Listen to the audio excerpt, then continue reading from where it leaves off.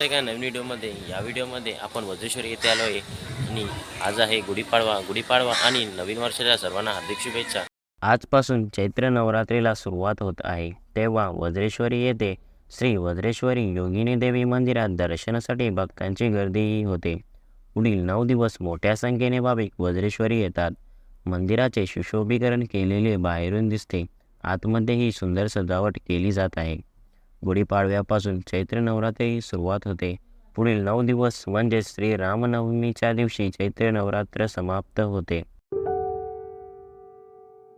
श्री वज्रेश्वरी योगिनी देवी मंदिराविषयी संपूर्ण माहितीचा व्हिडिओ या यूट्यूब चॅनलवर तुम्हाला पाहायला मिळेल।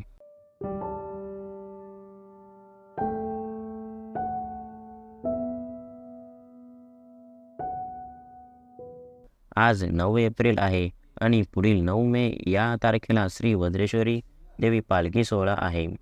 श्री वज्रेश्वरी योगिनी देवी यात्रा उत्सव पालखी वैशाख प्रतिपदा रात्री 12 वाजल्यापासून पालखी सोहळा असतो।